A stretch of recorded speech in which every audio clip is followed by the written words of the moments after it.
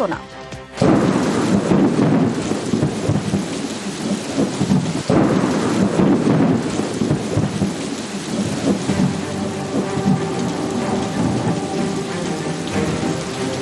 প্রবল দুর্যোগ, ঝড় বৃষ্টি, শিলাবৃষ্টি, এর জেরে বৃহস্পতিবার বিকেলে নির্দিষ্ট সময়ে কলকাতায় নামতে পারল না মমতা বন্দ্যোপাধ্যায়ের বিমান।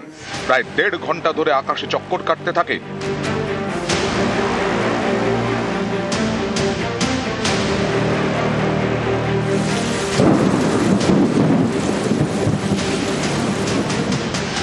এটিসি, এয়ার ট্রাফিক কন্ট্রোল, বিমানের ওঠানামা থেকে যাবতীয় সমস্যা সবকিছুই নজর রাখে এটিসি। বিমানে কোনো সমস্যা হলে পাইলটরাও সরাসরি যোগাযোগ করেন এটিসির সঙ্গে। উড়ানের 1 ঘন্টা আগে এটিসিকে আবহাওয়ার পূর্বাভাস জানিয়ে দেয় আবহাওয়া দপ্তর। মেট্রোলজিক্যাল অফিস অন্ডাল এয়ারপোর্টেও আছে, কলকাতা বিমানবন্দরেও আছে, আর 2 জায়গার অবজারভেশনই সব্বার কাছে ইনস্ট্যান্টলি পৌঁছে যায়। মেট্রোলজিক্যাল ডিপার্টমেন্ট থেকে 1 ঘন্টা আগে বলে দেওয়া হয় যে কোথায় কী সিনারিও। এখানেই এটিসির ভূমিকায় প্রশ্ন উঠতে শুরু করেছে। অনেকেরই প্রশ্ন, এটিসি কিভাবে ক্লিয়ারেন্স দিয়ে দিল? দুর্যোগ সম্পর্কে কেন এটিসি আগেভাগে সতর্ক করলো না? এটিসি আগে সতর্ক করলে তো অন্ডাল থেকে মমতার বিমান উঠতই না। তাহলে এমন বিমান বিপত্তি এড়ানো যেত।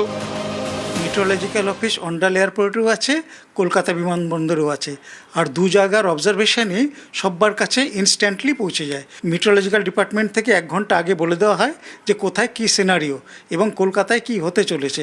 সুতরাং থান্ডারস্টর্ম যদি একবার বলে দেওয়া হয় তখন কিন্তু সবাই অ্যালার্ট হয়ে যায় যে এর নানা রকম বিপত্তি আছে।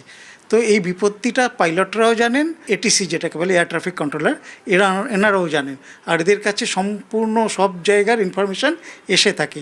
সেই বেসিসেই পাইলটদের ইনস্ট্রাকশন করেন যে প্লেনটাকে নামানো যাবে কি ওঠানো যাবে না। সেক্ষেত্রে আমার মনে হয় কোনো একটা মিসকমিউনিকেশন হয়েছে যে 3 জন পার্টি বললাম, একটা হচ্ছে ইন্ডিয়া মেট্রোলজিক্যাল ডিপার্টমেন্ট, 2 নম্বর হচ্ছে এয়ার ট্রাফিক কন্ট্রোলার, আর 3 নম্বর হচ্ছে পাইলট। এই 3-এর কোনো এক জায়গায় হয়তো মিসকমিউনিকেশন হয়েছে।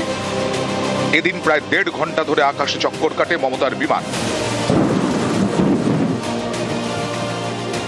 কখনো কলকাতা বিমানবন্দরের আকাশসীমায় চক্কর, কখনো রাজপুর সোনারপুরে, কখনো মহেশতলায়।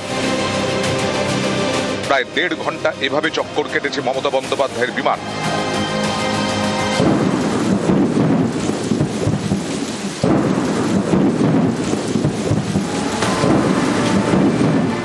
পশ্চিম বর্ধমানের অন্ডাল থেকে কলকাতা বিমানবন্দরের দূরত্ব আকাশপথে 30 মিনিট। দুপুর 3:39 অন্ডাল বিমানবন্দর থেকে রওনা দেয় মমতা বন্দ্যোপাধ্যায়ের বিমান। কলকাতায় নামার কথা ছিল 3:55, কিন্তু দুর্যোগের কারণে তা করা যায়নি। মমতার বিমান নামে বিকেল 5:19।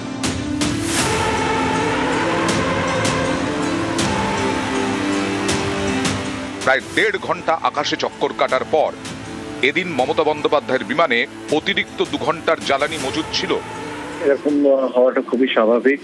যদি কখনো হঠাৎ বৃষ্টি আসে বা ল্যান্ডিং পসিবল না হয় তাহলে এয়ারক্রাফটকে আমরা ডেফিনেটলি সেই ব্যাড ওয়েদার সিচুয়েশনটা আসতে দিই। ওখানে অপেক্ষা করা হয় বৃষ্টিটা কমে গেলে, তারপরে যখন ওয়েদার কন্ট্রোলের মধ্যে আসে ততক্ষণে আমরা ওখানে এসে ল্যান্ড করি। এটা নর্মাল স্ট্যান্ডার্ড প্রোটোকল থাকে, এর জন্য আলাদা রিজার্ভ থাকে, ফিউল থাকে।